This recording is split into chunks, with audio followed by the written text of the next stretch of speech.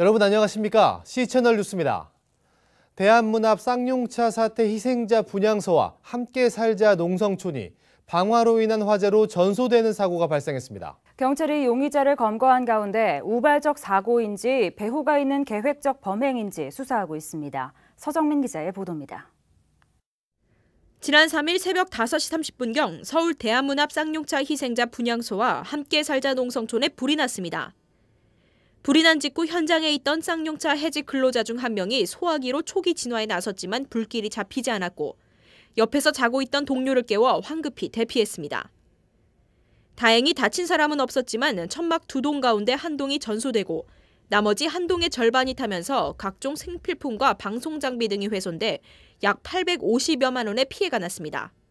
또 농성촌 바로 뒤 덕수궁 담장 석갈의 일부가 불에 그을리거나 훼손됐습니다. 화재 발생 직후 경찰은 주변 CCTV 등을 토대로 조사를 펼친 결과 농성촌 천막에 불을 지른 혐의로 52살의 용의자 안모 씨를 붙잡았다고 밝혔습니다. 경찰에 따르면 안 씨는 경찰 조사에서 지저분한 천막이 있어 불을 냈다고 진술했습니다. 경찰은 반복된 안 씨 진술을 확인하고 4일 중으로 구속영장을 청구하겠다고 밝혔습니다. 도로에 있는 쓰레기 치우고 그렇게 하면서 살아오다가 그 농성 중인 텐트를 보고 문화재 옆에 그것도 서울 도심한 가운데 이런 게 있으면 되겠냐 해서 자기가 마치 처단을 하듯이 그렇게 불을 질렀다고는 하는데요. 사건 이튿날 농성촌은 현장 보존 상태를 유지했고 분향소만 다시 세워졌습니다. 쌍용차 범국민대책위원회는 기자회견을 열고 대한문 분향소 방화 사건과 이후 대응 계획을 밝혔습니다.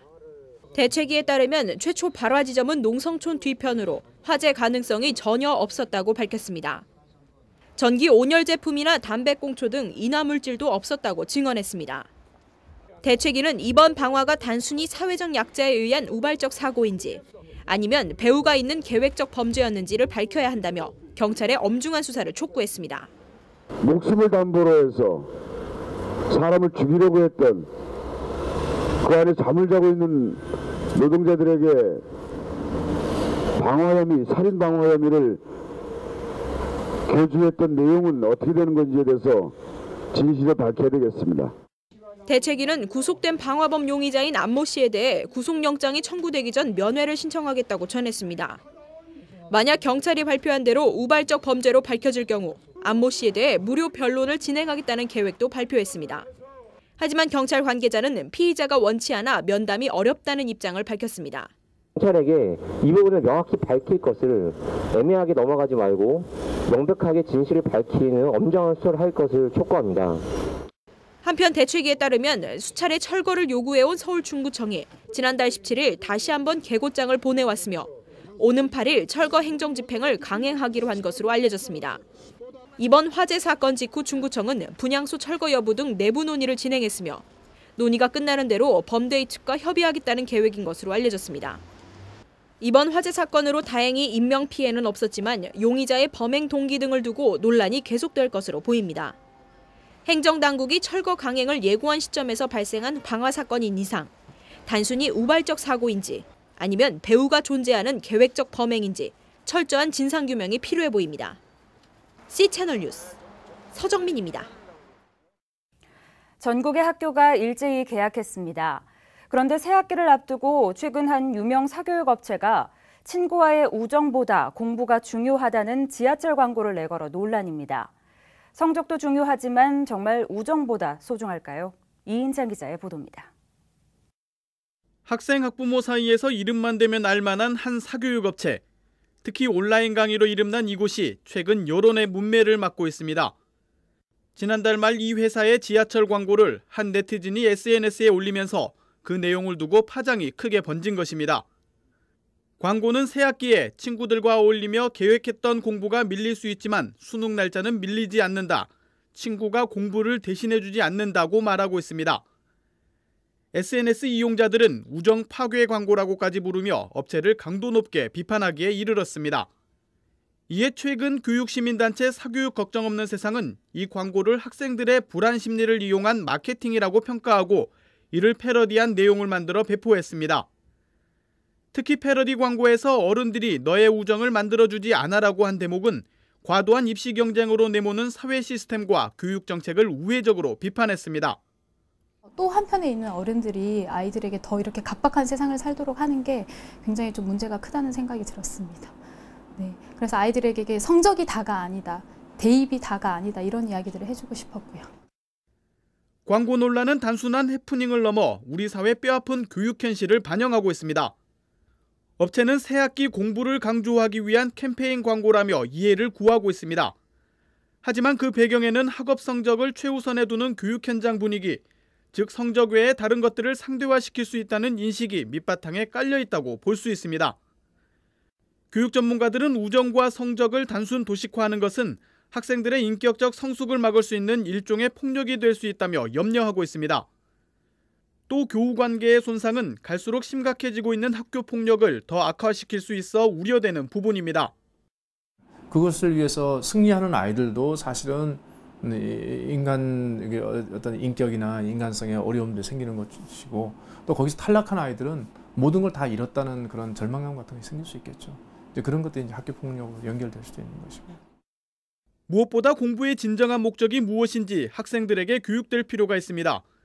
성적만을 앞세우기보다 더불어 살기 위해 공부한다는 가치가 전해진다면 학생들은 친구를 단순한 경쟁 상대가 아닌 서로 돕고 함께 살아야 할 동료와 공동체의 일원으로 볼 수 있을 것이란 설명입니다. 또 자기에게 얻어지는 기술과 지식이 이웃을 위해서 봉사하는 용도로 활용이 된다면 그것은 미래에 봉사해야 될 그 대상만 눈에 보일 것이 아니고, 지금 공부하고 있는 지금 당장 내 눈에 또는 내 곁에 있는 아이들 중에서 나를 필요로 하는 아이들, 어려움이 있는 아이들을 내가 어떻게 도와야 될 것인가, 이제 이런 것에 대한 눈을 같이 띄워가야 되는 것이죠. 대학 서열화와 성적 지상주의가 굳어지고 있는 상황에서 이를 더욱 부추기는 듯한 이러한 광고는 비판받아 마땅합니다. 그러나 이러한 광고가 나오게 된 우리의 교육 환경을 근본적으로 되돌아보지 않는 한 이러한 광고는 언제든 등장할 수 있습니다. 과연 우리 아이들의 행복을 위해 성적이 우정보다 우선할까요? 답은 분명해 보입니다. C채널 뉴스 이인창입니다. 우리나라 노인과 20대 젊은 남성의 우울증이 크게 늘어난 것으로 나타났습니다. 2007년부터 2011년까지의 국민건강보험공단 우울증 진료 통계에 따르면 우울증 환자는 4년 새 45만 6천 명에서 53만 5천 명으로 12.4% 늘어난 것으로 집계됐습니다. 특히 청년층인 20대 남성 우울증 환자가 평균치의 2배를 웃돌았으며 연평균 5.1% 급증한 것으로 나타났습니다. 공단 측은 이들이 학업과 취업, 결혼, 경제적 불안 등 스트레스를 안고 있기 때문이라고 분석했습니다. 노인 우울증도 심각한 것으로 나타났습니다. 2011년 기준으로 70대 여성 4,178명이 우울증을 앓고 있었으며 60대 여성과 80대 이상 여성이 그 뒤를 이었습니다. 국민건강보험 관계자는 우울증은 개인의 의지로 없앨 수 있는 질병이 아니라며 자칫 자살로 이어질 수 있으므로 주의가 필요하다고 전했습니다. 한편 한국자살예방협회와 크리스천 라이프센터 등은 지난해 3월 라이프호프 기독교 자살예방센터 등을 창립해 자살자 유가족을 위한 예배를 드리고 우울증과 자살 예방을 위한 전문가 교육을 실시하고 있습니다. 월성원전 4호기에서 냉각수가 누출된 사실이 뒤늦게 알려진 것에 대해 환경단체들이 비판의 목소리를 높였습니다. 그린피스 코리아는 월성원전 사고를 이틀 동안 은폐한 것이 국민들의 불신을 자초했다며 고리원전 사고를 은폐해 큰 물의를 빚었음에도 원전 사업자와 규제기관의 안전의식이 전혀 개선되지 않았음을 보여준다고 지적했습니다. 냉각수 누출량이 보고 대상에 못 미쳤기 때문에 정보 공개를 지연했다는 월성 원전 측의 해명에 대해 그린피스는 누출량을 이유로 국민의 알 권리를 무시한 채 넘어가려는 태도에 불과하다며 반드시 시정돼야 한다고 전했습니다. 또 원자력 발전에서 절대 안전이란 존재하지 않는다고 강조했습니다. 한편 환경운동연합과 경주핵안전연대도 성명을 내고 원전 안전은 시간이 곧 생명이라며 즉각적인 정보 공개가 피해를 최소화할 수 있다고 지적했습니다. 한편 한국기독교교회협의회는 오는 3월 10일을 첫 번째 탈핵주일로 정하고 핵발전소 건설 부지로 선정된 삼척지역에서 탈핵주일 예배를 드릴 예정입니다. 박재원 기획재정부 장관이 종교인에 대한 소득세 과세를 빠른 시일 내에 재추진하겠다고 밝혔습니다. 박 장관은 제47회 납세자의 날 행사에서 소득이 있는 곳에 세금이 있다는 원칙에 따라 그동안 과세 대상이 아니었던 소득을 찾아 사각지대를 줄이겠다고 강조했습니다. 아울러 종교인 소득세와 관련해 종교계와 충분히 협의를 거쳐 합리적인 방안을 마련하겠다고 밝혔습니다. 박 장관은 납세가 숨겨진 봉사이자 익명의 기부라면서 성실 납세가 자리 잡을 수 있도록 지나친 중과세 제도를 폐지하는 등 합리적인 세제 운용 방안을 모색하겠다고 전했습니다. 박 장관은 또 조만간 조세개혁추진위원회를 중심으로 중장기 조세정책 기본계획을 수립할 계획이라고 덧붙였습니다. 기획재정부는 지난해 1월 세법 시행령 개정안에 종교인 과세 방안 포함 여부를 논의했으나 과세 방식과 시기 등에 대해 공감대를 이뤄야 한다며 유보했습니다. 교회재정 건강성 운동에 참여하고 있는 교회개혁실천연대와 기독교윤리실천운동 등은 기독교계가 정부의 입장에 따라 일희일비하지 말고 자발적으로 소득세 논의를 진행해야 한다고 주장한 바 있습니다. 미국 정부가 지난 2008년 북한을 테러 지원국 명단에서 제외했지만 테러 지원국에 가하는 수출 통제는 그대로 적용하고 있었던 것으로 나타났습니다. 미 국무부는 최근 발간한 2013 수출 통제 외교정책 보고서를 통해 현재 쿠바, 이란, 시리아 등을 테러 지원국으로 지정한 상태라며 지난 2008년 북한을 테러 지원국에서 제외했지만 테러 방지 관련 수출 관리 규정은 개정되지 않았다고 전했습니다. 이는 유엔 안보리 결의 1718호와 다른 법 규정, 규제 등에 근거한 것이라고 덧붙였습니다. 보고서는 또 북한이 핵, 탄도미사일 개발과 확산 활동, 불법 행위, 인권 침해 등에 따른 제재를 받고 있다며 국무부 산업보안국이 일부 식품과 의약품을 제외한 모든 품목을 북한에 수출 또는 재수출할 경우 허가를 받도록 의무화하고 있다고 전했습니다. 한편 미 국무부는 이러한 수출 통제 외교정책 보고서에 근거해 테러 방지 목적으로 수출을 통제하는 물품을 수출 관리 규정에 고시하고 있다고 밝혔습니다. 탄자니아에서 무슬림들이 기독교인들을 공격해 가톨릭 신부가 사망하고 교회는 불에 탄 것으로 전해졌습니다. 오픈도어 선교회는 지난달 17일 탄자니아 잔지바르 섬 모트니 지역에서 예배를 인도하러 가던 한 가톨릭 신부가 오토바이에 탄 무장괴한에게 총을 맞아 사망했다고 전했습니다. 또한 이틀 뒤 잔지바르의 반자치 지역에서는 방화범들이 실로암 복음주의 교회에 불을 질러 교회가 소실될 뻔한 것으로 전해졌습니다. 타깃이 된 교회는 지난해 1월에도 무슬림 극단주의자들의 공격으로 파괴돼 재건축된 바 있습니다. 탄자니아는 전국적으로 기독교인이 60%, 무슬림이 36%로 집계되고 있지만 잔지바르 지역의 경우 주민의 97% 이상이 무슬림이라고 선교회는 전했습니다.